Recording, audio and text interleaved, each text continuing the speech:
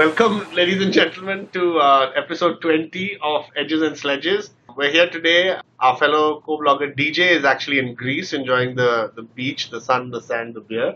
And I'm here with my brother Ashwin in New York. So good to be sitting in the same room and doing the podcast together. Today, I think the big topic that we're going to talk about is the India-England Test series, the preview of the first test coming up, and lots of kind of controversy and interesting news that's been surrounding it over the last 1 week. I think the biggest impact for us right now is to talk about the India versus Essex game. It was the warm-up game, and of course, our king of warm-up games, Dinesh Karthik, was batting. And for our listeners, we had last spoken about he has this great knack of scoring big in the knockout games before the ICC Champions Trophy, and so England seems to be special for him for that. But Ashwin, maybe just talk us through a little bit about the India-Essex game. What were your views? A quick recap. Yeah, so it was a warm-up game, right? It was India scheduled it. It was supposed to be a 4-day match. Then, because of heat and exhaustion, they made it into a 3-day match.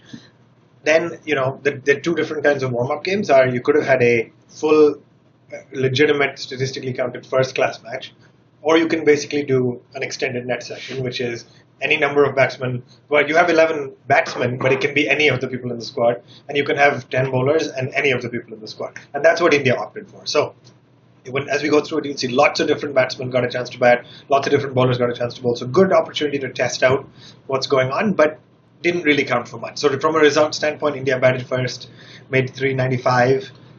Essex came on, chased, made 350 something, and then India were 70 for 2 or odd at the end of the match. So just to draw completely irrelevant, insignificant, but a couple of highlights that I think as we look through both the batsmen and the bowlers. From a batting standpoint, concern number one, Shikhar Dhawan got a pair, just two ducks, a duck in each innings. Did not look comfortable, didn't stay out there long enough, honestly, to see if he was comfortable or not, and a worrying sign for somebody who may have been out of it. Yeah, and that's interesting. You almost wish Shikhar Dhawan didn't play the test against Afghanistan. Where he got the century. Where he got the century, because he's that typical kind of guy who hits that century one every 10 games. India then thinks about how great a player he is and how quick he scores and how he's so essential for a test match to win you a game. And then the next 9 innings he scores, 0, and so it's a bit tough. And we'll talk about him when it comes to selection, but for me, I'm very conflicted about this one because he's good in England. He's generally good in England, but hasn't been good in tests so much. So Dhawan was one concern. The second was Pujara, who made 1 run in the first innings, made 23 odd in the second, so stayed out there a little bit of time, spent some time at the crease, but has had a very mixed domestic season in England, like we've talked about. The third is KL Rahul, who scored a 50 in 1 innings and 30 odd, I believe, in the second innings. So looked really solid out there. I didn't get a chance to actually watch the match or the highlights, so I don't know how fluid he was playing, but the scoreboard speaks for itself. And then the fourth, really, Kohli came out and made a 60-something, as you'd expect. Kohli's out there to prove a point. And the fifth thing from a batting standpoint is that keeper spot, which we talked about last week on the show. You and I had a different point of view on it, actually, where Karthik came out and made 82, as you mentioned, but then Rishabh Pant came out and made 34, 35 runs off 20 balls. Yeah. And he batted at number 9 or 10. So he gave everybody a glimpse of what you guys on the show actually mentioned. Yeah. He could do that Sehwag-esque batting, like just come out there, rattle the bowlers a little bit, and take the game away from them. So that was quickly on the batting. Yeah. DJ, Ashwin mentioned Rishabh Pant. Any thoughts there? Yeah, I think we spoke last week about this, and his 34 of 20-ish balls really kind of goes to the point that Gilchrist, Sehwag, these guys were all great limited overs players, and then they became game changers for their test teams. And I don't think he's going to play the first test, given Karthik scored, I think, 82 and was the top scorer in the first innings. But, I mean, it's good signs. It's good signs for Indian cricket, and who knows, we might even blood him in a surprise move at some point in the series. But it's good signs. It's showing the depth of the bench, and I'm looking forward to watching him play Test for India in the near future. Yeah. Yeah, and so then just to quickly wrap up the Essex match from a bowling standpoint for India, I'm not going into the Essex players because none of them is playing for the England side. I also don't know many of them, to be honest. But from a bowling standpoint for India, Ishant Sharma looked solid. I think he picked up 3 wickets. Umesh Yadav looked solid. He picked up 4. Shami was a weak link, did not really come to the party. And interestingly, they didn't give the spinners many overs. I know it was a seamer's wicket, as is what we can to an extent expect in the tests. But I would have thought they want to try out Ashwin, Jadeja and Kuldeep to see who they go with in the first set. It seems like Kohli and Shastri have their mind made up probably, so they were trying to figure out which quicks to go with, and I think Ishant and Umesh both came to the party. Yeah, in fact, I found that interesting as well. I have a feeling they know exactly who's going to play from a spin perspective. They don't want to show, the bowling, especially when it's on TV and England players can analyze. I think they didn't want to kind of unleash that. So let's wrap up quickly the bowlers. Okay, so we'll do it in this way, right? Let's start talking about the first test, the India 11, and of course then we can get into other things. So, Ashwin, from a bowling perspective, who are the bowlers that will play? I'm still in the camp that we're going to play two spinners. So I believe they're going to go, the two lead quicks will be Umesh and Ishant. Yeah. I think Shami has been weak in general. There's been a lot of controversy surrounding him. He didn't have a great IPL. So I think Umesh and Ishant, Hardik Pandya is going to slot in for that third quick spot, and they're going to give him more overs than we have in the past. He made his test debut just about a year, actually. Yeah. And then I think they're going to play Ashwin and Jadeja. And I think you guys are going to say Kuldeep, and a lot of the world think Kuldeep, and they're probably right, but my gut just says Jadeja can bowl and take wickets regardless of the pitch. You can give him the most spinning pitch and he won't do anything more. But you can give him a seaming wicket and he won't be less effective. He bowls his over in about 45 seconds. And he just puts a certain amount of pressure on the side, plus he gives you that batting option. So to me, that's going to be the 5 bowlers. Okay. DJ, the bowling for India? Yeah, I slightly disagree with Ashwin. I think we need the X factor of Kuldeep. And yes, he's had a bit of a rest. He went for a few runs at the end of the ODI series, but I think he's going to be the difference between the two sides. And so Umesh, Ishant, yes, and no Shami for me either. But Ashwin, the off-spin option, as well as the wrist spin of Kuldeep Yadav. Interestingly, Nehra came out recently and said that Umesh needs to work on his line, Ishant needs to work on his length, and Shami needs to work on his fitness. And I think those three statements are something I just can't disagree with. So I don't know what you guys thought about that, but maybe you can tell us a little bit about that. Yeah, so I'm personally very, very concerned about India's fast bowling, because I think this has not been your fast bowling lineup for a long time. DJ, I don't know if you want to talk about it, but I can't remember the year, but I remember you told me once you went to watch at Lord's or some ground where Kevin Peterson just ripped us apart for the whole day, and how excruciatingly painful it was to sit and watch that. I really fear that might happen again with Umesh and Ishant.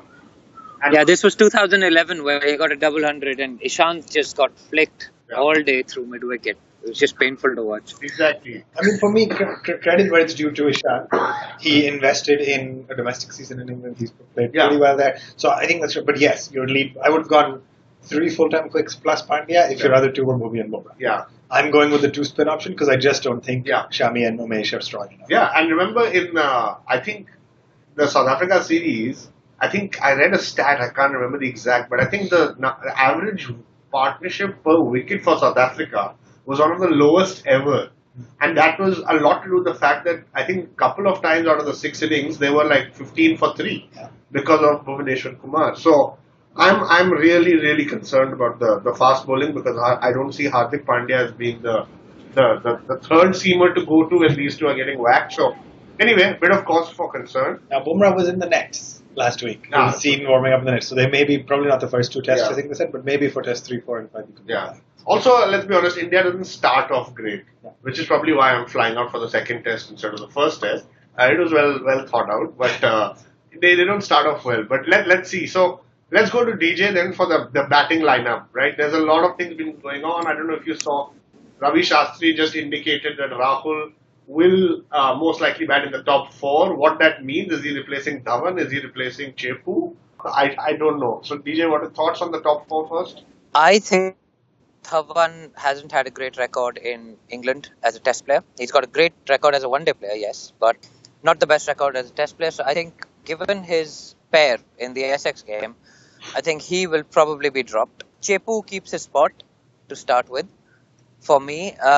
But maybe I just have a question for you guys. Do you think we're going to play 5 bowlers? Definitely. So we're not even ruling out the option that it's going to be 3 bowlers, including Pandya and a spinner. It's definitely going to be 5 bowlers, including Pandya. For me, I think that's why I think Jadeja, Pandya are your number 7 and 8. and Ashwin bats at 6 now. So Yeah. there's enough batting options. So I think it's going to be 5 It's bowlers, definitely including Pandya. it's definitely fine. Yeah, so in that case, I think Rahul plays just because he's a more solid player than Dhawan as well. He's more dependable. He's technically probably a little better. Yeah. And in a test match, you don't really need the variety of a left-hander like you do in a one-day game in some instances. So I'd say Rahul and Vijay to open the innings, followed by Chepu, and then, of course, King Kohli. Yeah. Yeah, so I agree. Ashwin, anything different? No, same top 4. So I think the only thing comes down to whether Dhawan's wife has been hanging out with Anushka enough and Kohli can afford to drop them or drop Dhawan. But I think he will be dropped. I think DJ has got the top 4 right for all 3 of us. DJ, next 3. It's just going to be Rahane. He's done really well at that spot. He scored 100 at Lords previously. So that's number 5. Number 6, I think, is Pandya, followed by DK, who's DK I think is a great addition to the Indian Test side. He's a person who's solid. He's busy. He's the kind of player that would really irritate the opposition coming in at number 7, if you know what I mean. So I think DK gets the keeper spot at number 7, and he's in good form. We are all, I think, we all quite like him. He's done well in the Nidar series. He's got 10,000 first-class runs. He scored it in the warm-up match, so everything indicates that he will be playing instead of Pant. And kudos to him. No issues with that at all. No issues with that decision if that comes through.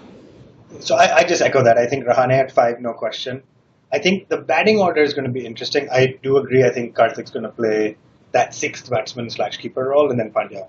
I want to ask your thoughts on one thing. I saw a fan theory on Twitter that said, hey, the one way you can play both Karthik and Pant is to make Ashwin open. Ashwin opened the batting. Ashwin in the top 4 somewhere. Oh. And the interesting reason for this, I think it's radical, I think it's bizarre, but the interesting reason for this is, not dissimilar to what we said about Bhuvi and Bumrah. England's quick bowling lineup is phenomenal, but it's 2 quicks. It's Anderson and it's Broad. They have struggled with that 3rd spot. They've tried Mark Wood, Craig Overton, Chris Wokes. They've tried a lot of these guys, and when they were playing their previous few series, they've all got hit for runs. So if you have somebody who can just show the grit to see out Anderson and Broad, and by the way, they're not used to playing in 33 degrees when it's a hot English summer. So in the real heat, if you can have somebody just go up there to play out, and maybe it's Rahul, maybe it's Vijay, you've sheltered, then you allow Pujara, Kohli, and beyond to take on these remaining bowlers. Yeah, so I think it's interesting. I don't know if Gambhir said that. I don't know what Gambhir has been. I don't know what Gambhir has been smoking for the last few days.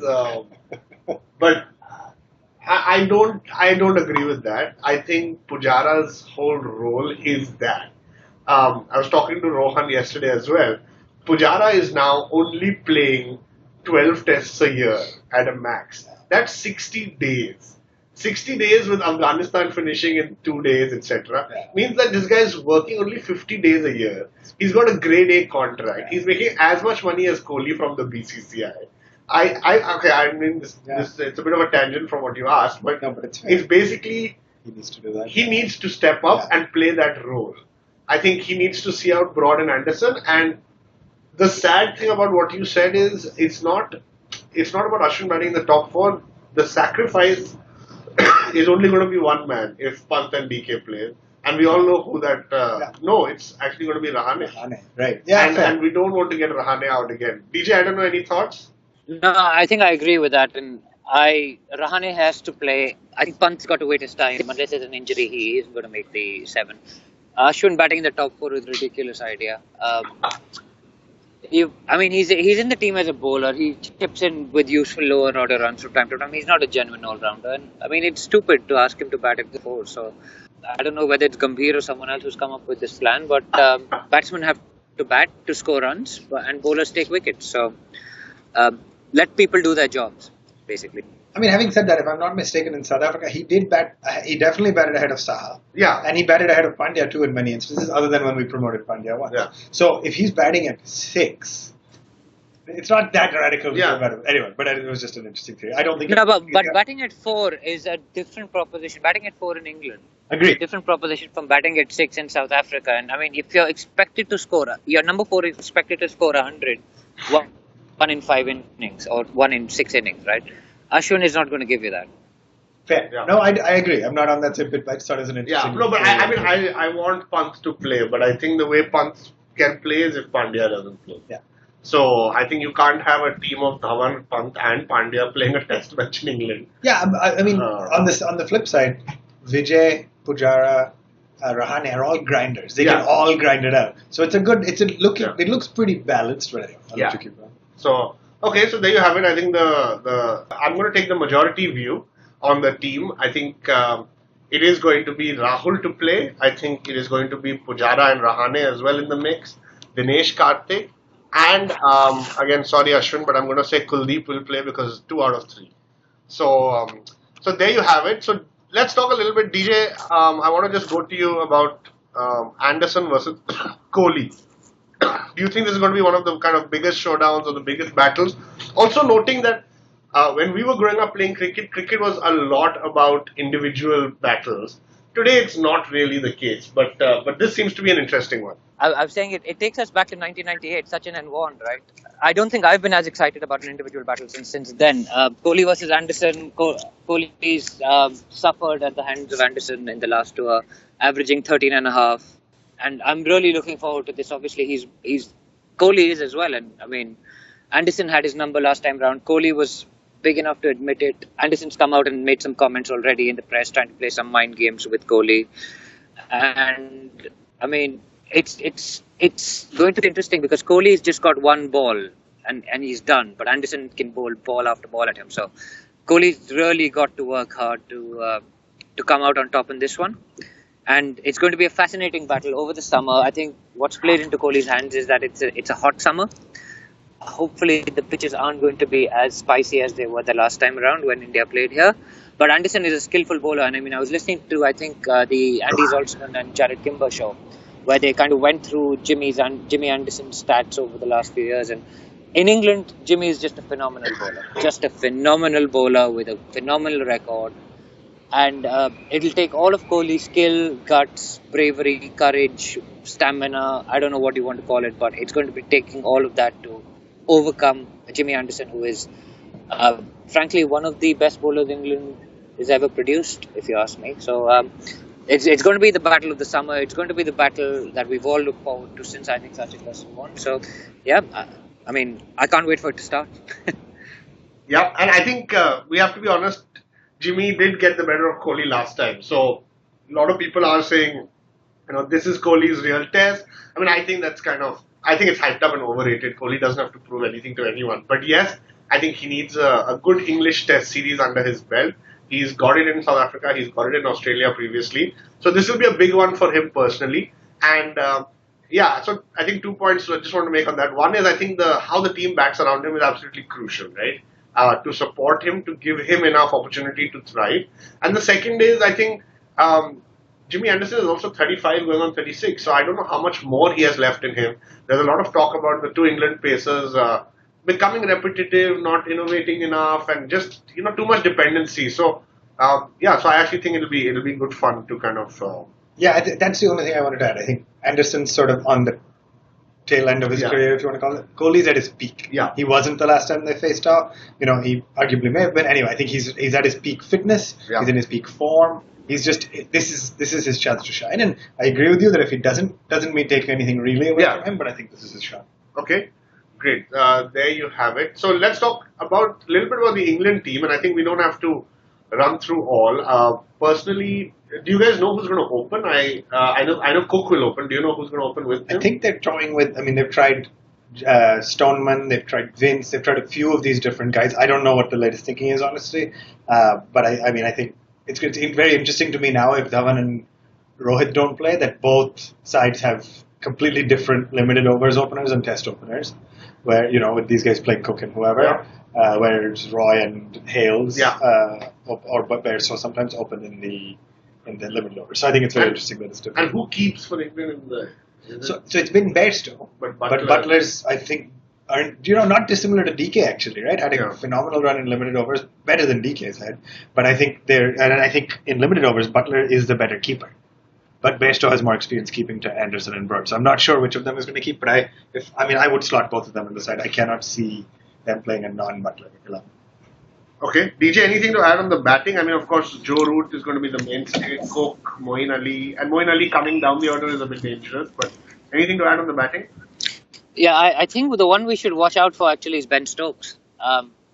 Because I think you mentioned that they haven't got a third seamer, and I'm not sure that's right because they've got Stokes, right? Yeah, I mean he's if he comes to the party, he lends to the England team that balance which they've lacked in the last few months and they've struggled with. But I think hopefully we can keep him quiet. He didn't perform very well the last time we were there. He got dropped, I think, after the Lord's Test, and since then he's come on as one of the greatest finds for England. But I think Stokes will be a key player, and India need to keep him quiet, and England need him to perform. So that's just my little addition to that point. Okay. And And Stokes is England's Pandya. yeah, Stokes is England's Pandya. Stokes is that's the most I think potential. Stokes might be quite upset about that. Man, I think don't. Pandya will be I upset think with that. Pandya will be upset. Stokes has not done anything that I can remember in the last few months. Fair enough. So you heard it here. Yeah, Stokes is India's Pandya. England's Pandya. But yeah, last point. I actually quite like this guy David Malan. Okay, I actually think he's pretty solid. So, but I also think he'll get undone by the spin because of the experience. He bats super ugly, man. He's and yeah, I don't think he's going to do well against us. So Actually, the other guy I'm who hoping bats so. super ugly has the highest test average of all time right now after Bradman, which is Steve Smith. Yeah. He's incredibly ugly, but incredibly efficient, effective. So Yeah, so I mean, I like the guy. I think he's got the grit. I think he can bat it out, and he showed that in the Ashes. But yeah, I think spin is going to be the issue. I was listening to a podcast actually that he was on as a guest. I think it was a BBC cricket podcast or something, and he said he was just saying honestly, in any other generation, I may have made the top 7 comfortably. Yeah, Right, and it just so happened. He was talking about limited overs at the time, but still, he said it just so happens that, like, even off the back of a good domestic season, I can't keep up with Roy, Hales, Butler, Bairstow, Stokes, Root. It's just Morgan. Morgan. He just said I'm not the top 7, but in any other generation, I may have been. So, yeah, and so I think that's why he has to create this niche for himself in Test. Mhm. But coming to the main point, Adil Rashid, right? Adil Rashid, there was some controversy that happened a couple of days back. So Adil Rashid's background is he kind of announced a few months ago that he's done with 4-day cricket and wants to focus only on limited overs. A gutsy move. I think we discussed that in one of our podcasts earlier as well. A gutsy move, but I guess probably looking at his strengths, looking at the future of the game, looking at his own career and how to kind of make it longer. I think it is okay. He took that call. Suddenly, you see the England selectors have actually picked him to in the Test squad, and it was a bit baffling, right? And you have Michael Vaughan coming out and saying that this is a crazy decision. He thinks it's ridiculous that somebody who said I don't even want to spend time playing 4-day cricket is now getting an England call up. That's not the way the ECB should be looking at this. Rashid in turns replies saying Michael Vaughan is stupid. Michael Vaughan goes on to say something else. I can't remember exactly what he said. But the whole thing is a bit out of whack. My personal take on this, I think it's shocking that just because Adil Rashid probably got Kohli out and Kohli looked down the pitch staring at him as if, how did you bowl that delivery? That seems to be the only reason why they're calling him up. I think it'd be a great move if Kohli did like a reverse psychology on the ECB to make it look like Adil Rashid is the bowler of the century. But yeah, a bit strange. I didn't quite understand it. But maybe a sign of what the pitches will be like as well. And in fact, Stuart Broad just made a comment yesterday saying even the groundsmen don't know what the pitches will play like. So, DJ, I don't know anything to add on the Adil Rashid thing. You've been in London or you've been in UK closer to it. Yeah, and it's a very interesting decision because the England selectors have made it. The Yorkshire county chairman, I think, has come out and said it's baffling because Rashid doesn't play red ball cricket for them. Vaughan is obviously, as you said, come out strongly against it, and I think the same. I mean, Kohli's made Rashid look like an absolute genius. Yeah. And it's a brilliant move. It's just like this guy is like, and it's the English tendency almost to overreact and reclassify Adil Rashid from being a good bowler to Shane Warne, right? And he's going to get all the wickets for us this season. He's not. He's a good bowler, but he hasn't played any 4-ball cricket, like 4-day cricket since, I don't know, last year.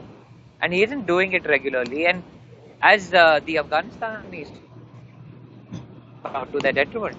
red ball cricket is completely different from white ball cricket, my friend. And yeah, Rashid, we can just like I have a feeling like he's going to go for so many runs, and Kohli is going to be looking back, going, "Yes, I'm glad I let that one go through my defenses because it's won us a few Test matches." Yeah, exactly, absolutely. That was my take as well. They almost made the Kohli's reaction almost made Rashid's delivery look better than the Gatting delivery. But it honestly did, right? Like I said this on the show last time. It was a good stock leg break. Yeah. It was good line, good length, and in good amount of turn. But it was a stock leg break that he read wrong. But And I think you mentioned it. He's just played the wrong line, right? Maybe he just didn't. hit the wrong line. Just I mean, honestly, for me, the bigger issue with this is what message are you sending these hordes of young spinners playing the English red ball game? They're saying, hey, screw the red ball game. Go do well in T20 leagues all around the world. Go do well in the NatWest T20 or the Vitality Blast or whatever the hell it's called. And then you'll get a test match call up without having played domestic test. It's going to be incredibly demotivating. Yeah. It's going to cause a whole spate of other issues. And I don't think it's going to be worth it, right? Like the net positive is not going to outweigh all the negatives. So yeah. In fact, what irritated the Yorkshire chairman the most is that they had to take a leg spinner, Josh Poisden, on loan from another county to play the match against Hampshire. So he's just like, all of a sudden, Adil Rashid is playing Test cricket for England, but we need to borrow a leg spinner from someone else. Yeah. I mean, this is a joke, right? It just undermines the whole county structure, the whole first-class structure in England, which has kind of been their bedrock for so many years. And I mean, it's showing the cracks in England cricket and how important limited overs cricket has become for them in some ways. The only other thing I think it shows that they're scared of our top order. Yeah. Right? It shows that they don't have the faith in their bowlers beyond Anderson and Broad, kind of like I said. And even just the publicity of this, the PR, the Indian batsmen will be leaning back laughing, saying as soon as we see out, 10 over spells from Anderson and Broad, we're good. We're all set because they don't have any faith in their next few bowlers. I disagree with DJ about Stokes, where I don't think he's as dangerous as he's been made out to be. So I think it's weak. Yeah. So I think with the Adil Rashid topic, maybe guys don't be surprised if in the second or third test you see Jofra Archer being called up. What is the legal status? Can he play for England? Yeah, I think he can. It's done? Oh, that'll happen.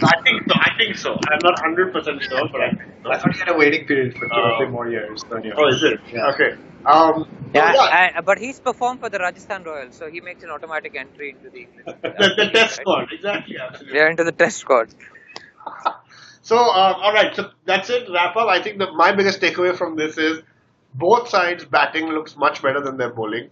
I think there's a lot of runs going to be scored in the first. Let's take the first 2 tests for now. We'll keep reviewing it. And so I think that wraps up India versus England. DJ, I'll be there in 10 days, so I can't wait to kind of watch it with you at Lord's. And so I think the only last part of our podcast is just a quick 1-2 minute piece. DJ, I know you're reading a book about Dada. Do you want to just talk a little bit about that?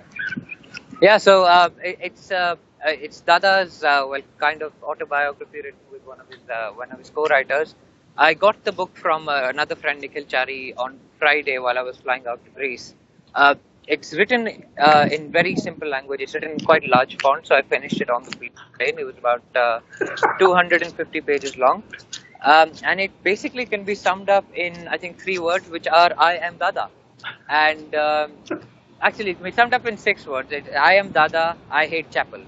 Yeah. So it's just a great read. I mean, for someone who grew up watching Dada, Ganguly, Sachin, Azhar, it's a great read. It's a trip down nostalgia, like down memory lane. It's fantastic, and I mean, but I love the way it's written. It's like I'm a shy boy from Behala. I'm like really not very proactive, and I don't like to speak to people and all of that. And then he talks about his relationship with Steve Waugh and Harbhajan, Yuvraj, and it's just a great read for someone who grew up watching the Indian teams of the early 2000s and late 90s and early 2000s. It talks about his debut at Lord's and what he was thinking about, and all the kind of warm-up games and all of that. All the people that he's brought into the team. He's not shy of taking credit for things, which is, I mean, it's such a Dada book. I can't explain more than that. I don't know what you guys think, but it's if you had to take a Dada press conference after he's won a tournament and convert it into a book, it would be this. It's just like, I am Dada. I've captained India and built the team, and Chappell came and messed that up. But I came back and I was awesome. And then I decided to leave the game on my own terms.